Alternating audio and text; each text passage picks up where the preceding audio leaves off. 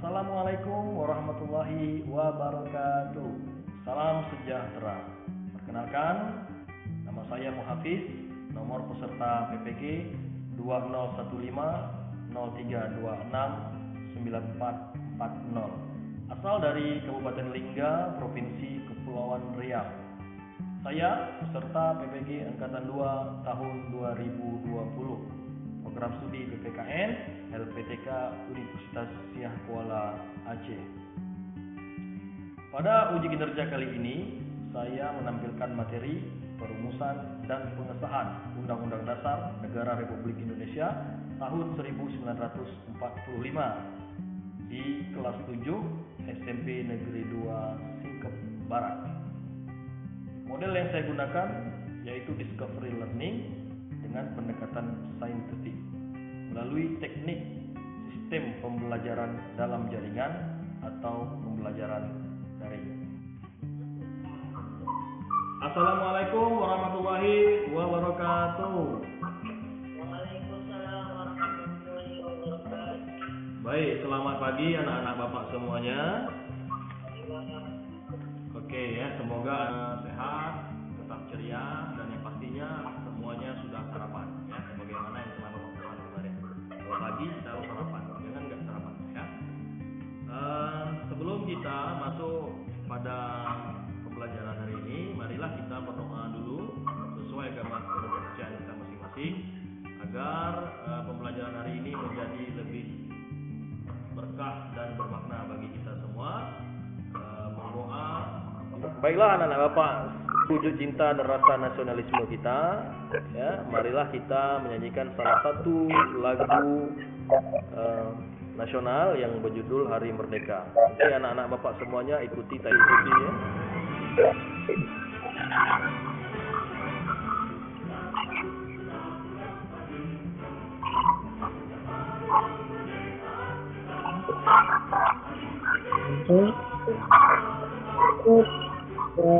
Hari lahirnya bangsa Indonesia.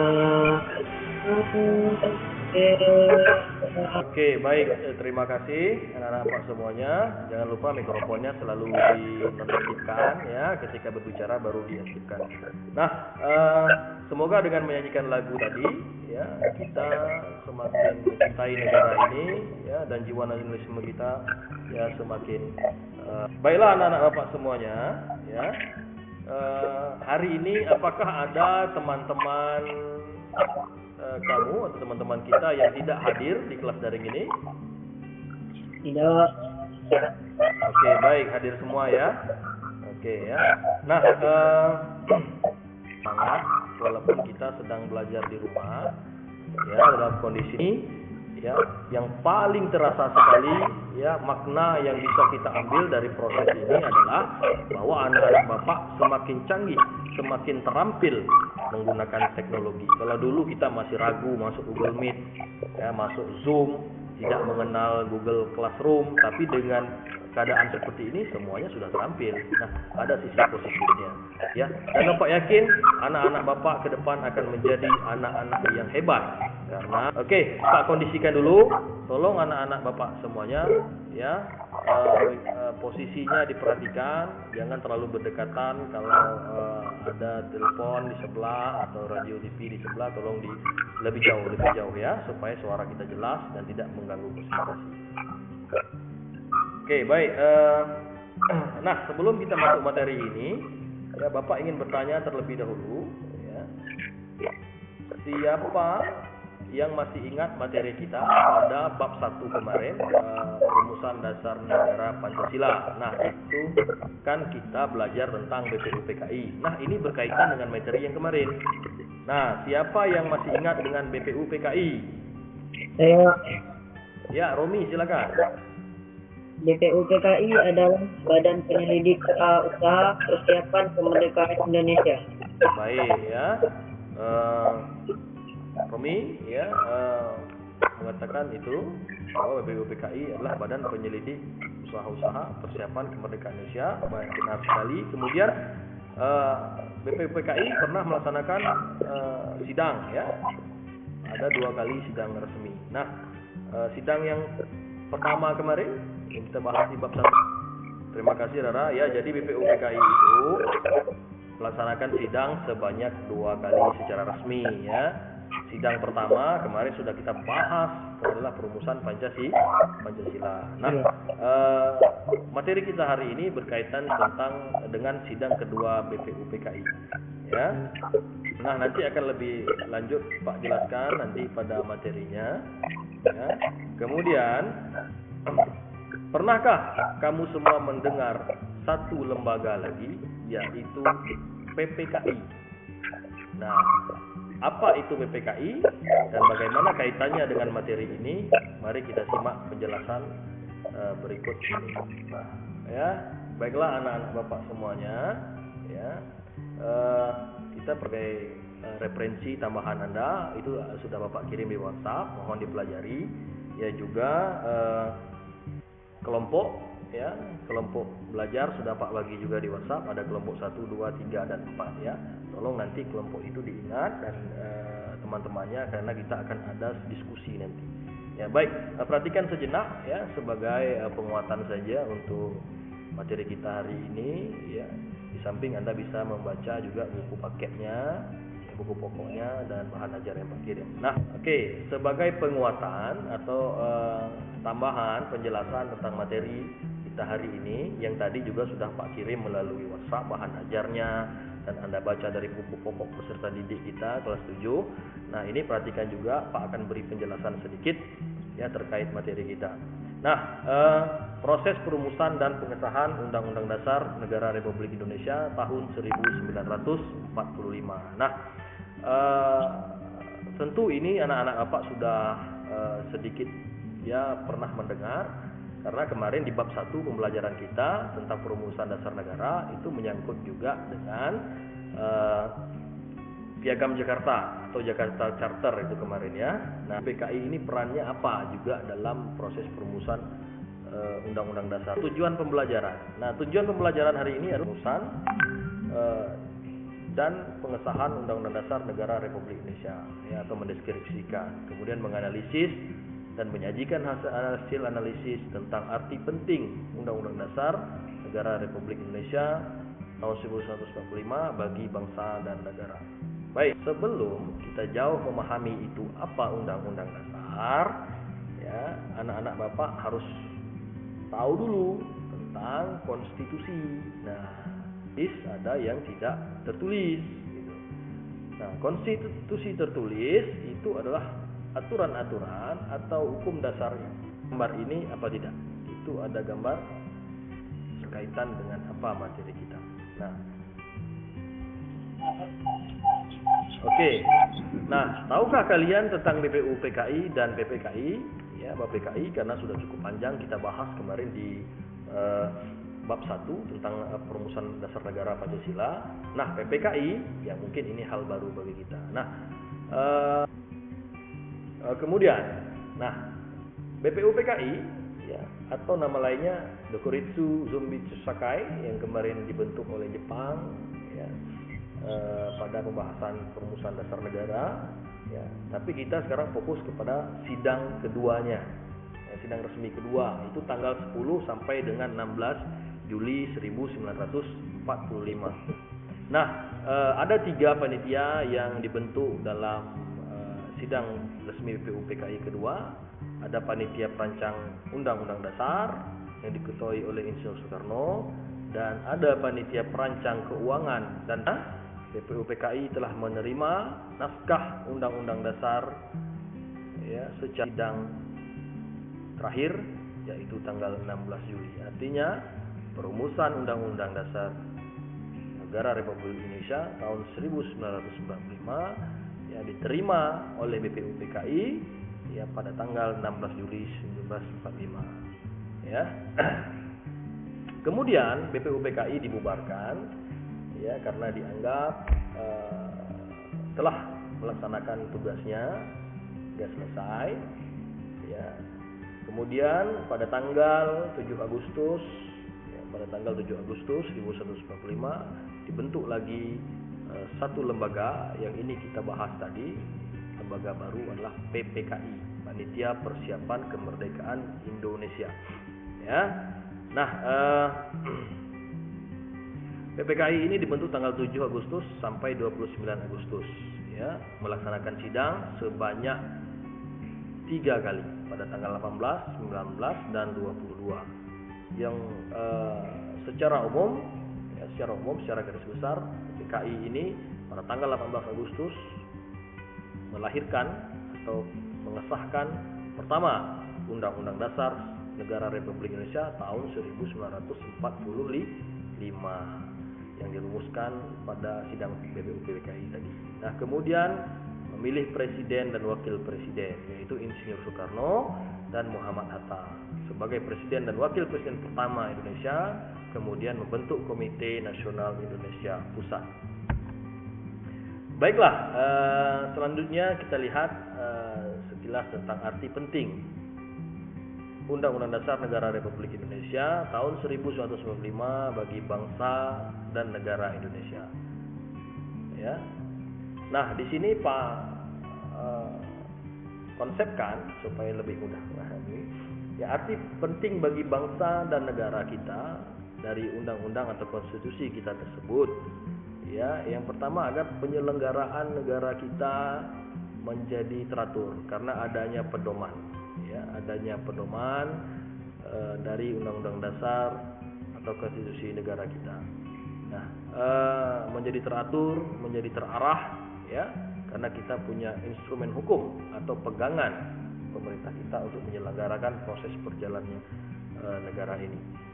Kemudian bagi warga negara apa? Nah, bagi warga negara dengan adanya konstitusi atau undang-undang dasar dapat memenuhi hak-haknya, dapat menjaga keadilan, agar menghindari kesewenang-wenangan pemerintah, ya, karena ada batasan-batasan bagi pemerintah dalam melakukan kebijakan, ya, supaya tidak sewenang-wenang dan selalu memperhatikan kemaslahatan atau kepentingan rakyat atau warga negara. Baik, anak-anak bapak semuanya, satu video di grup WhatsApp. Nah, video itu terkait dengan materi hari ini. Ya, kalian diskusikan, kalian lakukan analisis terhadap video tersebut. Ya, kaitkan peristiwanya dengan materi kita pada hari ini. Nah, ikuti petunjuk-petunjuk pada LKPD yang telah Pak kirim mengenai tata cara kegiatan kita. Kemudian ada juga beberapa pertanyaan-pertanyaan yang bisa Anda jawab melalui link Google Form yang akan Pak bagikan melalui grup WhatsApp juga.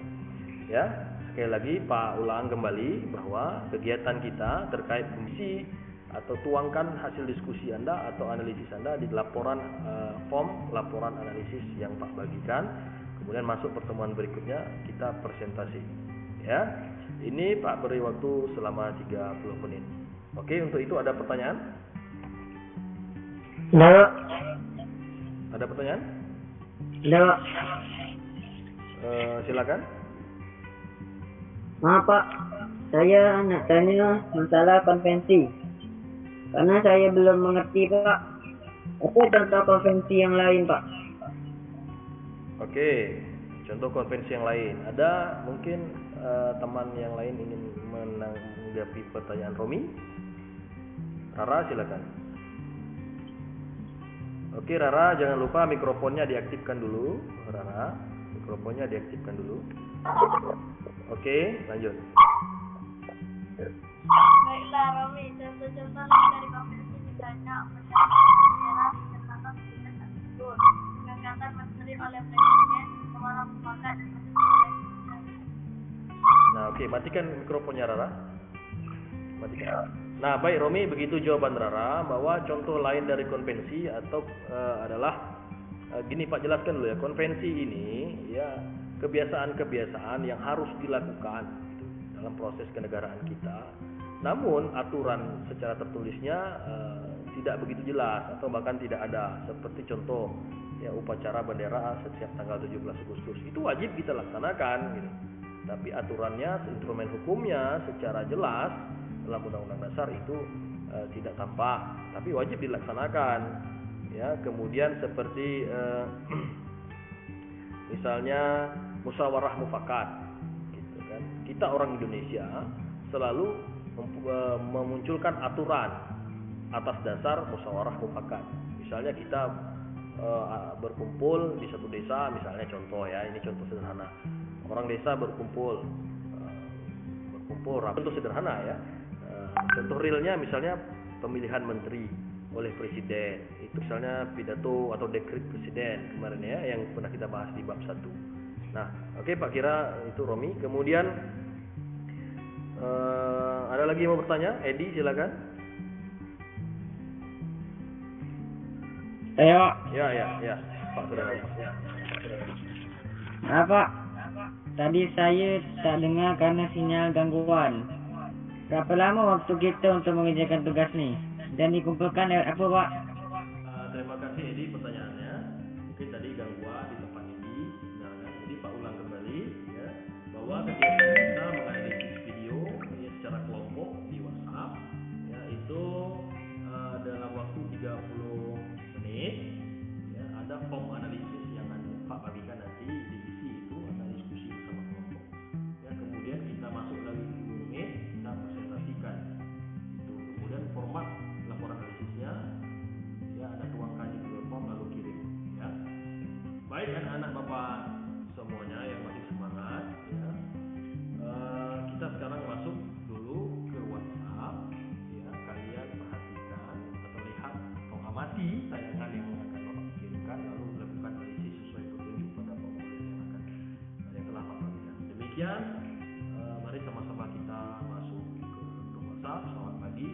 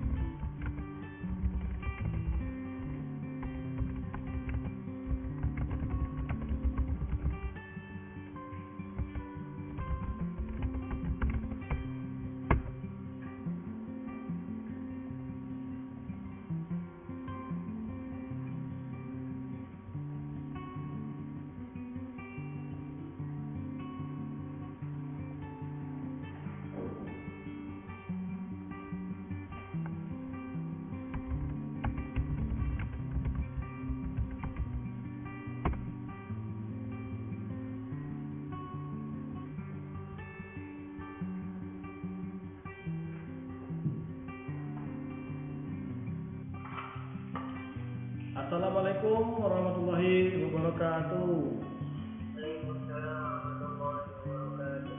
Nah, baik ya. Selamat bergabung kembali ke Google Meet ini, di mana semuanya anak-anak Bapak apakah tadi sudah diskusi, lancar diskusinya? Oke ya, baik. Kalau begitu ya langsung saja kita dengarkan ya untuk presentasi kelompoknya tentang hasil analisis terkait video yang Pak kirimkan tadi ya. Tadi di WhatsApp juga telah kita sepakati ya mengenai siapa yang akan tampil lebih dulu ya. Jadi untuk pertama ya kita coba siapa yang berani dulu. Nah, kelompok mana yang berani terlebih dahulu untuk menampilkan hasil diskusi atau analisisnya. Untuk teman-teman yang lain mikrofonnya dimatikan, dengar ya hasil diskusi kelompok, nanti menanggapi. Siapa yang bertanya, siapa yang menanggapi tentu akan mendapat nilai ya. Oke, baik, silakan. Siapa yang berani? Baik, oke, kelompok 2, silakan. Baiklah teman-teman, saya dari kelompok 2 akan mempresentasikan hasil analisis kelompok kami. terkait peristiwa pada video yang telah kita amati. 1. Peristiwa yang terjadi pada video tersebut adalah sejumlah masyarakat dari berbagai aliansi sedang melakukan demonstrasi dengan tema Indonesia memanggil ada 7+1. Tuntutan yang diajukan yang paling utama menuntut pemerintah untuk menyelesaikan permasalahan yang ada di Indonesia. Di antaranya yang paling utama adalah untuk segera mengeluarkan RPU KPK. Oke, Romi, slow saja, perlahan saja bacanya. Oke, terus. 2. Pihak yang terlibat dalam peristiwa tersebut datang dari beberapa lapisan masyarakat seperti buruh, tani, mahasiswa, pegiat lingkungan dan sosial dari berbagai daerah. Kaitan arti penting UUD Negara Republik Indonesia terhadap tuntutan yang diajukan pada peristiwa di video tersebut dengan adanya UUD NRI 1945. Maka pemerintah memiliki tanggung jawab secara hukum untuk memenuhi kebutuhan masyarakat. Adanya batasan-batasan yang mengatur agar pemerintah tidak sewenang-wenang. Kami mengambil salah satu contoh tuntutannya adalah tuntaskan pelanggaran HAM dan adili penjahat di lingkaran kekuasaan. Pulihkan segera hak korban. 4.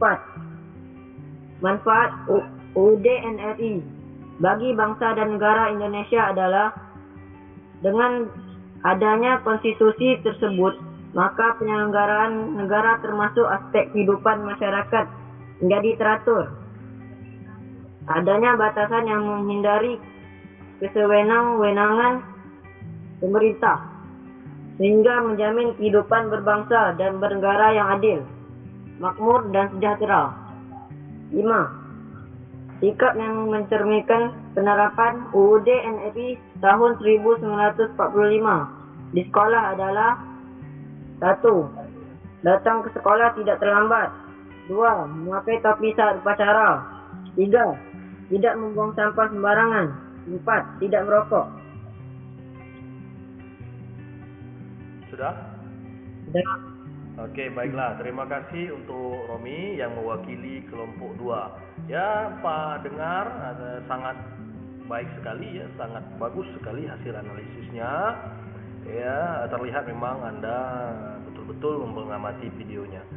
Baik, untuk berikutnya siapa yang mau menanggapi hasil dari kelompok 2? Pak, persilakan. Ya, Ya, silakan Winda. baiklah, saya ingin menanggapi jawaban kelompok 2.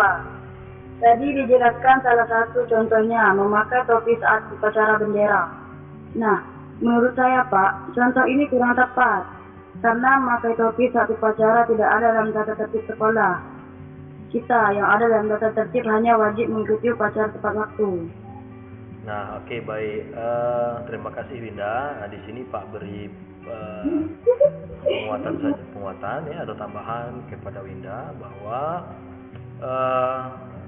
tadi contohnya dari Romi itu ya sudah baik sekali karena di konstitusi kita ini ada yang tertulis dan tidak tertulis ya. Mungkin dari contoh Romi itu dia mencerminkan konstitusi yang tidak tertulis, walaupun tidak ada aturan di tata tertib sekolah kita setiap upacara bendera harus memakai topi, tapi karena itu sudah jadi kebiasaan dan kewajiban, maka dia sudah menjadi aturan walaupun tidak tertulis. Mungkin ini cerminan konvensi ya. Siapa lagi yang ingin mau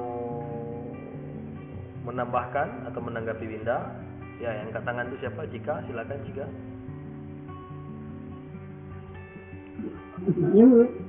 Saya mau menanggapi Winda, Pak. Ya, silakan. Memang betul tidak dituliskan dalam tata tertib sekolah kita mengenai memakai topi saat upacara. Tapi itu kan sudah menjadi kebiasaan sekolah. Dan guru-guru menyuruh kita memakai topi. Kalau tidak memakai topi kita akan diberikan sanksi. Berarti itu sama saja dengan peraturan kan? Iya, oke ya. Sangat baik sekali ya, mudah-mudahan Winda paham ya. Karena di contoh itu ya menurut Cika tadi ya, sama dengan penjelasan Pak, intinya adalah cerminan juga dari konstitusi dalam bentuk tidak tertulis atau konvensi. Walaupun tata tertibnya tidak dituliskan, tapi itu sudah menjadi kebiasaan yang dilakukan oleh sekolah karena kesepakatan yang upacara itu wajib memakai topi. Baik, kemudian siapa lagi yang mau beri tanggapan untuk kelompok 2? Pak, silakan. Saya Pak. Ya, Rara, silakan. Wah, semangat sekali Rara ya.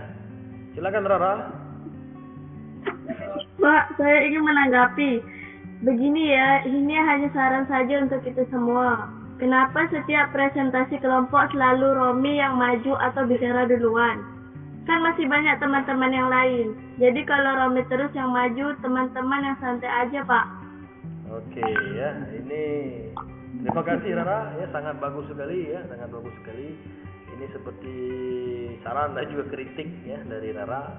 Ini juga untuk kita semua bahwa nanti supaya setiap presentasi anak-anak Bapak bergiliran yang tampil gitu ya. Jangan satu orang terus gitu, nanti yang lain tidak dapat kesempatan. Karena tampil dalam presentasi itu juga pengalaman yang sangat berharga gitu ya. Oke, baik, terima kasih ya Pak Pikir, sangat baik sekali. Kita kasih aplaus untuk kelompok 2. Nanti jangan lupa tugas yang diisi itu disalin kembali ke Google Form agar Bapak bisa memberi penilaian ya. Baiklah anak-anak Bapak semuanya, kita lanjut ya untuk kelompok berikutnya ya, yaitu kelompok berapa yang berani? Pak, persilakan. Pak. Oke, baik, Febri. Ya, kelompok berapa Febri? Baiklah, terima kasih. Oke, silakan. Suaranya lebih keras Febri. Romi, mikrofonnya dimatikan dulu. Oke, silakan. Terima kasih atas kesempatannya. Saya mewakili kelompok 4 ini membacakan hasil diskusi laporan analisis yang sesuai dengan peristiwa pada video tersebut. Peristiwa yang terjadi pada video tersebut adalah demonstrasi dengan tema Indonesia memanggil Unsada dan tuntutan diantaranya menuntut pemerintahan untuk menyelesaikan permasalahan yang ada di Indonesia. Di antaranya adalah hak asasi manusia dan Perpu KPK. Pihak yang terlibat dalam peristiwa tersebut datang dari beberapa lapisan masyarakat seperti buruh, tani, mahasiswa, pegiat HAM, pegiat lingkungan. Baik, terima kasih Febri ya, sangat baik sekali hasil analisisnya. Febri adalah perwakilan kelompok 4 ya. Baiklah Bapak, beri kesempatan kepada teman-teman dari kelompok lain yang mau menanggapi. Terima kasih Pak atas kesempatannya. Ya, silakan. Saya ingin bertanya kepada kelompok 2. Tadi kalian menjelaskan pada video tersebut ada 6 tuntutan, sementara setelah kami amati ada 7 tambah 1 tuntunan pada video tersebut. Sekian, terima kasih. Oke ya, itu dari Cika. Silakan kelompok 4 menanggapi perwakilannya. Terima kasih Cika. Sebelumnya kami minta maaf, memang terjadi kesalahan dalam masalah itu. Sepertinya kami kurang konsentrasi, padahal kami sudah diskusi bahwa ada 7 tuntunan dalam video tersebut. Mungkin kesalahan waktu mengisi laporannya. Oke, baik ya. Baiklah anak-anak Bapak semuanya, ya kegiatan presentasi kita alhamdulillah berjalan dengan lancar dan sudah selesai. Ya,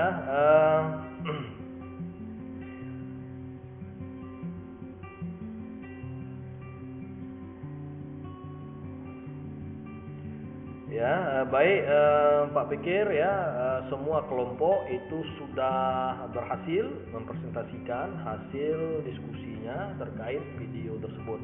Anda atau anak-anak Bapak semuanya sudah dapat menganalisis ya arti penting dari Undang-Undang Dasar Negara Republik Indonesia tahun 1945 atau konstitusi negara kita ke dalam peristiwa-peristiwa yang terjadi di kehidupan nyata, termasuk dalam video yang Bapak tayangkan tadi.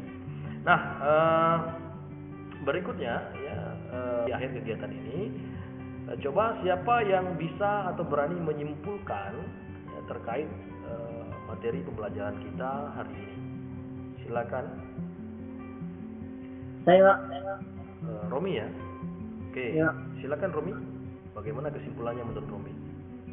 Jadi kesimpulannya materi kita hari ini menurut saya Pak, kita harus menghargai dan menaati Undang-Undang Dasar 1945 karena perjuangan untuk membuatnya sangat berat dan itu bukti bahwa kita adalah bangsa yang merdeka.